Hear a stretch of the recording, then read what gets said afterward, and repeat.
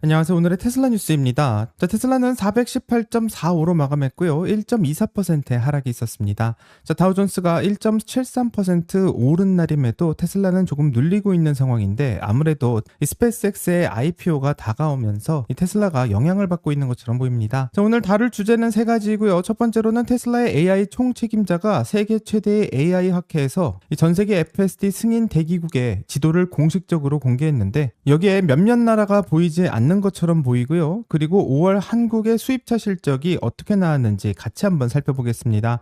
두 번째로는 스페이스X가 오늘 IPO 로드쇼를 시작하면서 처음으로 재무 숫자를 공개했는데 이 매출은 187억 달러인데 순손실은 49억 달러를 기록하고 있고 또 이 트레이드는 테슬라 장기 주주에게 이 이메일을 보내고 있는데요. 테슬라를 10년 이상 보유했다면 스페이스X IPO 주식을 추가로 배정받을 수 있는 특별 프로세스가 생겼다고 합니다. 마지막 세 번째는 하드웨어 3 차량을 보유하고 계신 분들은 드디어 이번 달 FSD 버전 14의 라이트 버전이 나올 것이다 라는 이야기가 나오고 있는데 그 부분에 대해서 알아보도록 하겠습니다. 끝까지 함께 해주시길 바라고요. 그럼 출발할게요.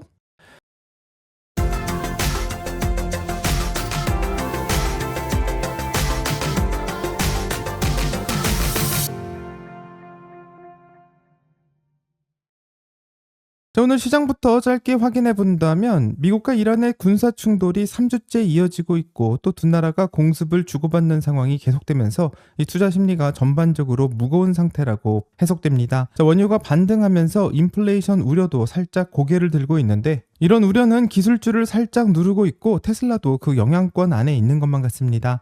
어제 방송에서는 스페이스X가 텍사스 그라임 카운티에서 반도체 공장 건설에 대한 허가를 받게 되었다고 전해드렸는데요. 오늘 나온 소식에 의하면 세금 혜택까지 승인받았다라고 추가 정보가 나오고 있고 이 스페이스X와 테슬라가 공동으로 초기 550억 달러를 대며 완전히 건설되었을 때는 최대 1190억 달러의 규모를 투자할 것이다라는 이야기도 나오고 있습니다. 일론 머스크는 X를 통해서 그라임스 카운티의 세수를 25% 정도 늘려줄 수 있을 것이라고 밝히고 있는데 정말 그렇게 될지는 같이 한번 확인해 봐야 될 것 같습니다. 그럼 스페이스X 관련 보도를 다루기 전 이 테슬라 관련 소식부터 먼저 한번 확인해 보겠습니다.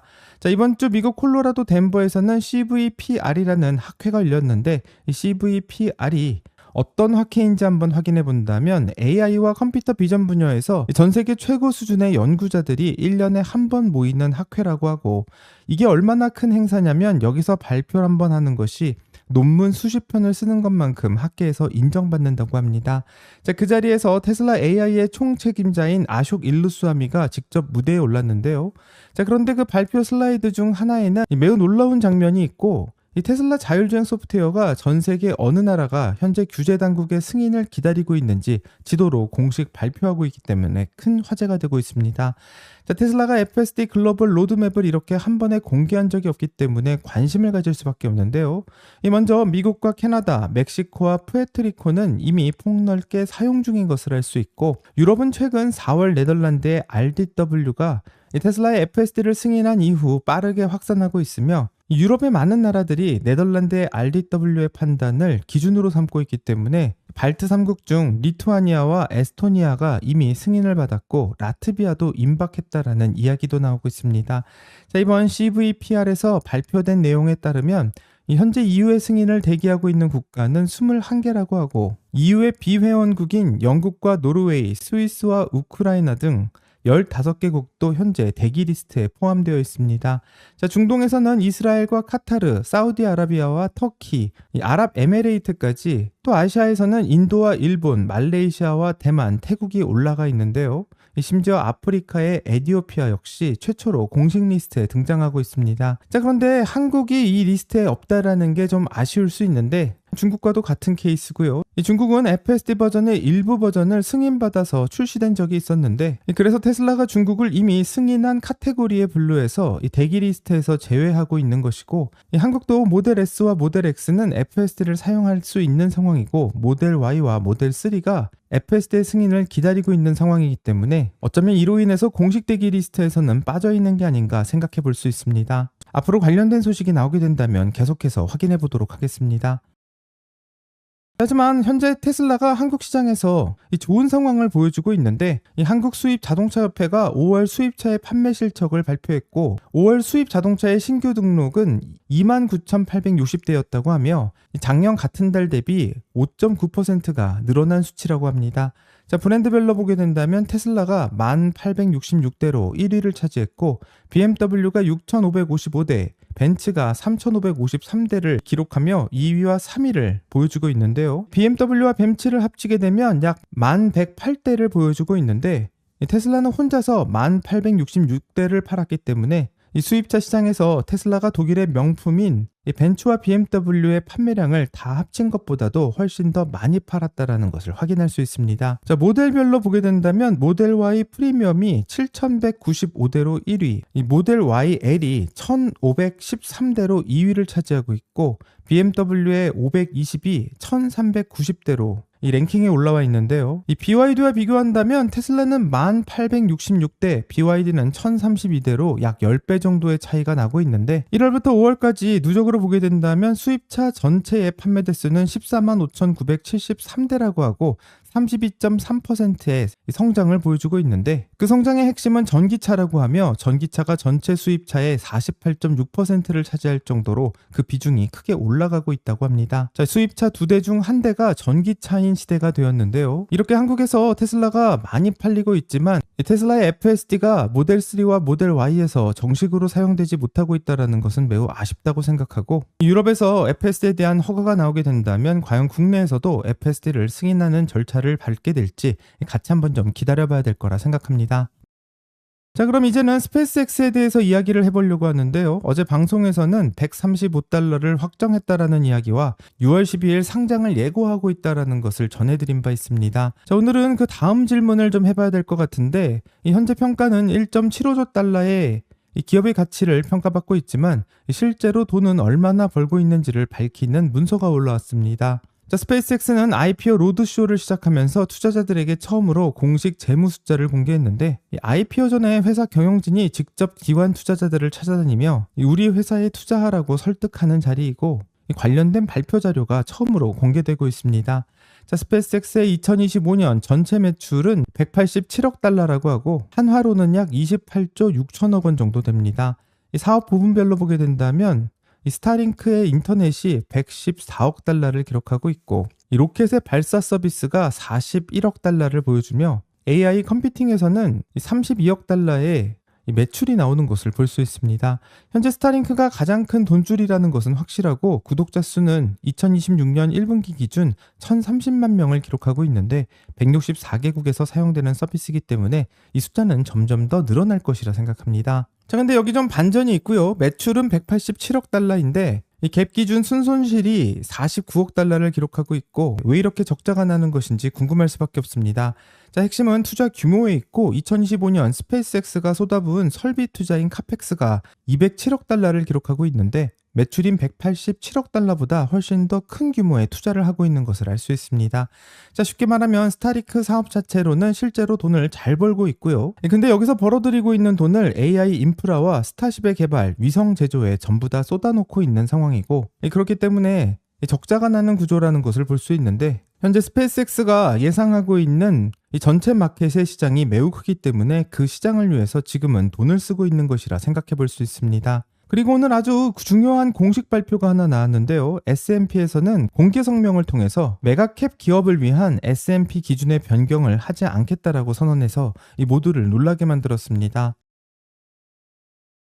이미 나스닥에서는 이 스페이스X의 편입을 위해서 규정사항까지 고쳐가면서 스페이스X를 특별하게 우대하고 있는데, S&P에서는 그런 행동을 하지 않겠다라고 말하고 있는 것이고요. 현재 S&P의 편입 기존 조건에는 3가지가 있는데, 첫째, IPO 후 12개월을 대기해야 하며, 둘째로는 갭 순이익의 흑자를 유지해야 하며, 셋째로는 공개되어 있는 유동 주식이 최소 10%를 유지해야 되는데, 스페이스X가 상장하게 된다면 S&P에서도 나스닥처럼 약관을 수정할 것이라고 생각했지만 오늘 공식적으로 거부하는 발표가 나오게 되었습니다. 자, 이렇게 되면 스페이스X가 S&P에 편입이 되는 시점은 2027년 6월쯤으로 볼 수 있고, 이 현재 적자를 보고 있는데 순이익의 흑자가 나야만 하기 때문에 달성 시점 역시 불분명해지며 이 공개 유동 주식 역시 10% 이상 유지해야 되지만 현재 이 부분에서도 크게 기준에 미달할 것으로 생각합니다. 자, 한마디로 S&P의 편입을 위한 기준 조건에 만족이 안 된다라고 생각해 볼 수 있고, 많은 커뮤니티에서는 S&P의 이번 거부로 인해서 테슬라와 스페이스X의 합병이 더 가시화될 거다라는 전망도 나옵니다. 자, 관련된 이야기는 조금 이따가 다시 한번 다뤄보겠습니다. 자, 하지만 오늘 재미있었던 것은 이트레이드에서 아주 흥미로운 이메일이 발송되었기 때문인데요. 이메일을 보게 된다면 테슬라 주주를 위한 중요한 안내라고 쓰여 있고, 이 내용을 요약하면 스페이스X IPO와 관련해 이트레이드 내에서 모건 스탠리 계좌의 테슬라 주식을 10년 이상 연속으로 보유하고 있는 장기 주주에게는 스페이스X의 IPO 주식을 별도로 추가 배정해주겠다라는 프로세스를 설명하고 있습니다. 자, 왜 이트레이드만 이렇게 하는 것인지 궁금한데, 모건 스탠리는 이번 스페이스X의 IPO의 주요 인수 주관사 중 하나로 선정되어 있고, 쉽게 말하면 스페이스X의 IPO를 주관하는 대표 은행이 바로 모건 스탠리라고 할 수 있습니다. 자, 그러다 보니 모건 스탠리의 자회사인 이트레이드에서 이 개인 투자자들에게 배정할 수 있는 주식을 다른 브로커들보다 훨씬 더 많이 확보하고 있는 것이고, 2024년 일론 머스크가 직접 테슬라의 장기 주주들을 위해서 스페이스X의 IPO에 우선 고려하겠다라고 약속한 적이 있는데, 이트레이드에서 오늘 그 약속을 처음으로 구체적인 프로세스로 실행하고 있는 것으로 볼 수 있습니다. 자, 이 뉴스를 보면 다음 같은 질문을 하실 것 같은데요. 첫 번째 질문은 한국 사람은 이런 혜택에 해당이 되는가? 바로 이 질문이라고 할 수 있습니다. 자, 결론부터 말씀드리면 이 트레이드의 추가 배정 혜택은 해당이 안 될 거라 생각하는데, 자, 한국에서는 일반적으로 쓰고 있는 국내 증권사, 한마디로 미래에셋이나 키움, 신한 같은 곳에서는 이 추가 배정 프로세스에 들어갈 방법이 없고요. 이트레이드 또는 모건 스탠리의 미국 계좌에서 10년을 보유해야만 하는 조건이기 때문에 국내에서는 방법이 없다고 생각합니다. 자, 두 번째로는 10년 안에 한 번이라도 팔았다가 다시 산 사람은 해당이 되는가인데, 이 질문에 대해서도 좀 아쉬운 답변을 해야 될 것 같은데, 현재 이트레이드가 명시하고 있는 기준은 계좌 안에서 연속 보유라는 것을 말하고 있고, 중간에 한 번이라도 매도했다가 다시 샀다면 이 10년 장기 투자에 카운팅이 되지 않을 확률이 높습니다. 또 다른 브로커에 있다가 이트레이드로 주식을 이체해온 경우도 마찬가지라고 생각하고, 정리하면 이트레이드 안에서 테슬라를 10년 이상 연속 보유한 사람만 스페이스X의 IPO 시 추가 배정을 받을 수 있을 것으로 정리해 볼 수 있습니다. 자, 이 뉴스를 확인해 본다면 일론 머스크가 말했었던 테슬라 장기 투자자를 먼저 우선하겠다라는 약속이 처음으로 형태를 갖추고 있고, 정말 오늘의 테슬라 뉴스에서 많은 분들이 관련된 질문을 해주셨는데 드디어 거기에 대한 해답이 조금씩 나오고 있습니다. 자, 이 트레이드에서 먼저 시작되고 있다는 것은 다른 브로커들도 비슷한 움직임을 보여줄 수 있기 때문에 조금 더 상황을 지켜봐야 될 거라 생각하는데요. 얼마나 많은 분들이 테슬라를 10년 동안 투자하시고 또 한 번도 팔지 않으셨는지, 또 그런 선택을 하신 분이라면 이번 IPO 기회를 잡으실 수 있을 거라 생각합니다. 이제 앞에서 이야기했던 S&P의 거부 뉴스에 대해서 조금만 더 깊게 들어가 보면요. 오히려 S&P가 거부함으로 인해서 합병의 논의에 점점 더 불을 당기고 있는 상황입니다. 자, 스페이스X가 독립적으로 S&P에 들어가려면 최소 2027년까지는 들어올 방법이 없는데, 만약 테슬라와 합병하게 된다면 테슬라는 이미 S&P에 들어가 있는 회사이고, 이 합병된 회사는 자동으로 테슬라가 받던 기관 자금의 영향력을 그대로 이어받을 수 있으며, 2년을 기다리는 것보다는 합병으로 간접 편입되는 것이 기관의 자금을 빨리 끌어올 수 있는 경로라고 생각할 수 있습니다. 하지만 모두가 합병을 찬성하는 것은 아니고요. 만약 두 회사가 합쳐지게 된다면 원하지 않는 사업까지 억지로 참여하게 되는 셈일 수도 있기 때문에 두 회사가 합병하게 된다면 테슬라 주주의 지분이 오히려 희석될 수 있다고 보는 이야기도 나오고 있습니다. 하지만 긍정적으로 보게 된다면 테슬라와 스페이스X가 합병했을 경우 이 시가총액은 약 3조 원에 달하는 회사가 탄생할 수 있는데요. 역사적인 합병 사례를 보면 발표 즉시 양쪽의 주가가 모두 재평가되는 경향도 있기 때문에 오히려 합병을 더 유리하다고 주장하시는 분들도 있습니다. 자, 어쩌면 S&P에 들어가기 위해서는 스페이스X가 테슬라 쪽으로 붙어야 되는 상황이기 때문에 오히려 테슬라에게 훨씬 더 유리한 상황이 있고, 이 때문에 비율이 가장 중요하다고 생각하는데, 이 테슬라 한 주당 스페이스X 두 주를 받는 이야기도 나오고 있는 상황이고, 이 비율 조정이 가장 큰 화제가 될 것 같은데 관련돼서 나오는 뉴스에 대해서 계속해서 추적하도록 하겠습니다. 자, 마지막으로는 테슬라의 FSD에 대한 이야기로 정리해 보려고 하는데, 현재 하드웨어 3를 가지고 있는 많은 오너들은 테슬라의 최신 FSD를 기다리고 있는 상황이고, 2019년 전후로 출고된 테슬라 차량에 탑재되어 있는 하드웨어 3 버전은 가장 최신 버전인 하드웨어 4 버전을 사용한 FSD를 사용할 수가 없는 상황입니다. 아쉽게도 하드웨어 3 차량은 비감독 FSD가 불가능하다라고 일론 머스크는 말하고 있고, 그 이유는 하드웨어 3가 하드웨어 4 대비해서 메모리 대역폭이 8분의 1에 불과하기 때문에 이런 상황에서 비감독 FSD는 무리라고 판단한 것 같습니다. 자, 하드웨어 3를 가지고 있는 오너들은 아무래도 많이 당황하고 억울했을 것 같은데요. 이런 분들을 위해서 테슬라는 할인된 가격으로 새로운 차량으로 업그레이드할 때 도움을 준다든지, 또는 자율주행 컴퓨터를 교체해 준다든지, 마지막으로는 테슬라가 FSD 버전의 라이트 버전인 버전 14를 출시할 것이라고 말하고 있는데, 그 성능이 어떨지에 대해서 많은 사람들이 기다리고 있는 상황입니다. 자, 테슬라 FSD 버전 14 라이트 버전은 6월에 출시가 예정되어 있는 상황이고, 아직 공식 확정은 아니지만 이 라이트 버전이 나오게 된다면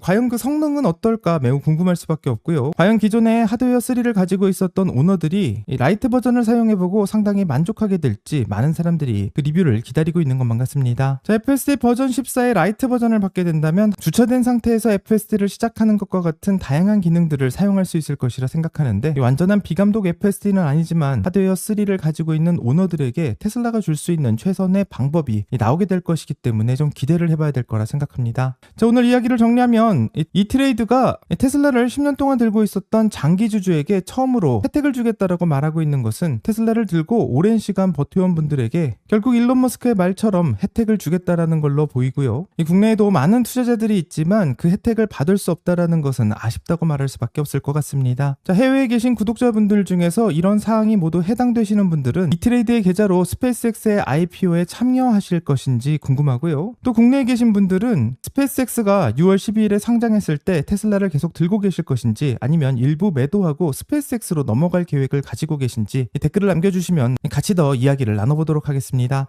여기까지 오늘의 테슬라 뉴스고요. 오늘 영상이 도움이 되셨다면 구독과 좋아요 그리고 알림 설정 부탁드립니다.